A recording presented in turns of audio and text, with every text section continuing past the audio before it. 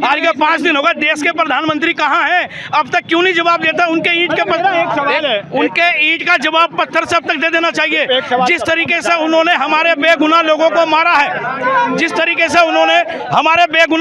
मारा है, उसी तरीके से पाकिस्तान में घुस के हमारी सेना जवाब दे और उनके ईंट के पत्थर का जवाब दे। जितने लोग हमारे मरे उससे ज्यादा उनके मारे। नाम क्या है आपका, ये बताइए? अयूब चौधरी नाम है।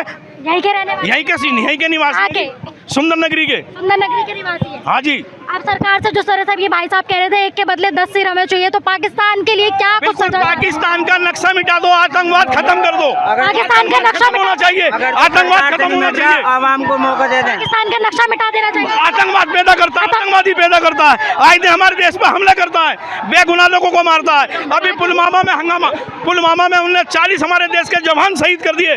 अगर उसी समय उनको मुंह तोड़ जवाब मिलता, आज उनकी हिम्मत नहीं बनती कि वो ये काम करते।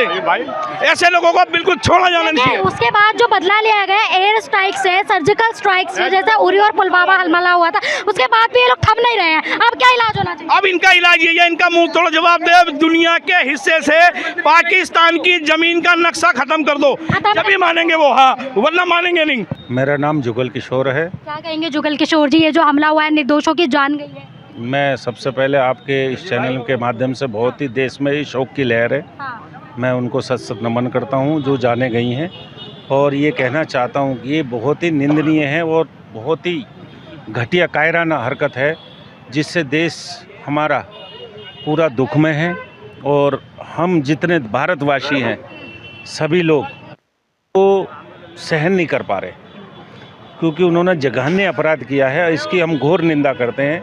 आपने देखा होगा कि राहुल गांधी जी जिस चीज़ को एक बार में सुना, अमेरिका का दौरा छोड़ते ही तुरंत आ गए इसको, और उन्होंने अमित शाह जी से तुरंत बात किया कि हम आपके साथ हैं, जो हमला करना है, जो करना है। आप कह रहे हैं वापस आ गए राहुल गांधी जी, प्रधानमंत्री जी भी बीच में छोड़कर आ गए थे अपना। अगले दिन ही बहुत घटिया काम किया, बिहार में रैली की, वहाँ शहीदों को श्रद्धांजलि देने जानी थी।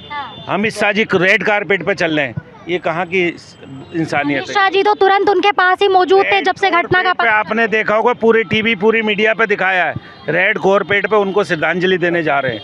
ये शर्म की बात है। हमारे देश के शहीद हुए, हमारे बच्चे, हमारे भाई, हमारे बहनें, हमारी माता है। मैं एक बात कहना चाहता हूँ आपके चैनल के माध्यम से कि इस देश के अंदर भारत का एक एक बच्चा, एक एक माँ, एक एक बहन, एक एक बेटी हमारे यहाँ दिल में बसती है। लेकिन अगर उनके साथ कुछ गलत होता तो उसका जवाब भी ईंट का जवाब पत्थर से दिया जाना चाहिए। इसीलिए आज हम सब जितने यहाँ बैठे हैं, हम सब ये प्रण करते हैं, अगर हमारी कहीं आहुति की ज़रूरत पड़ती तो हम उसके लिए देने को तैयार हैं। क्योंकि भारत के लोग कायराना हरकत नहीं कर सकते। भारत के लोग कभी अपने दिल में हमेशा प्यार रखते हैं। आपने देखा पिछले 2016 से सीमा हैदर भारत के अंदर रह रही है। किसी ने उससे आईडी पूछी? भारत के आदमी ने पूछी क्या? नहीं पूछी ना। क्या लगता है अभी बड़ा सवाल है, इनको जाना चाहिए। सीमा हैदर बिना किसी भी सीमा को, ना तो पासपोर्ट है, ना कोई आई कार्ड है, ना कोई आईडी है, कोर्ट में उसको चला दिया। किस सीमा पार करके कैसे आ गई? भारत से जांच जारी है, नागरिकता नहीं दी गई है अभी। पहले तो ये बताओ अंदर कैसे आई? भारत के बॉर्डर, कौन से बॉर्डर से आई? पहले तो एक बात का जवाब दो, कौन से बॉर्डर से आई? बस ये बता दो हमें। ऐसे ही आतंकवादी आते हैं। आतंकवादी का कोई धर्म नहीं होता, कोई जाति नहीं होती, ना कोई उसका कोई राष्ट्रहित होता। आतंकवादी केवल आतंकवादी है और आतंकवादी को नरसंहार करना चाहिए। हम सब उसमें गए। भारत माता की। सीमा हैदर को रहना चाहिए देश में? बिल्कुल नहीं रहना चाहिए। हो सकता है वो हमारी जासूसी करवा रही हो भारत की, ये कैसे कह सकते हैं हम लोग? हम जो आईडी लेके नहीं आए, जो वीजे से नहीं आई, उसको हम किस तरह से एक्सेप्ट कर सकते हैं? आप बताइए। अगर हम एक मिनट मैडम, हम एक किराएदार रखते हैं, दिल्ली पुलिस हमारे किराएदार की वेरिफिकेशन करती है। बिना वेरिफिकेशन वाले की 88 का पर्चा भरा जाता है, उसके मालिक को बॉन्ड करा जाता है। क्या आज तक सचिन को बॉन्ड करा गया? क्यों नहीं करा गया? इनाम मिलते हैं उसे। और ये देखिए, आप यूट्यूबर बन के हमारे भारत की रोटी सेक रही है, उसमें पैसे कमा रही है।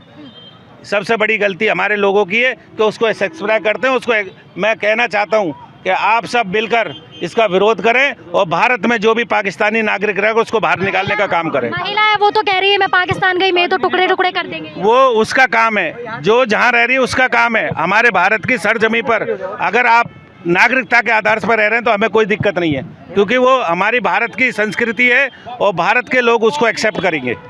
पाकिस्तान मुर्दाबाद, हिंदुस्तान जिंदाबाद। जिंदाबाद जिंदाबाद। सीमा हैदर जैसे लोग पता नहीं कितने होंगे हिंदुस्तान के अंदर, क्योंकि वो एजेंट बनकर आते हैं, हमारे लोगों पर हमला कराते हैं। हमारे हिंदुस्तान में नरेंद्र मोदी जी को तीसरी बार सरकार बनी है, क्या करा उसने आज तक पाकिस्तान के खिलाफ? लाइट पानी क्यों नहीं बंद करते वो? जब सीमा हैदर जैसे लोग आ सकते हैं तो आतंकवादी के पास तो पूरा असला होता है, बारूद होती है, वो तो कुछ भी कर सकता है। तो उनको लापरवाही हमारी देश की सरकार क्यों कर रही है? क्यों सेना को क्या नाम है हुक्म नहीं दे रही हमला करने की?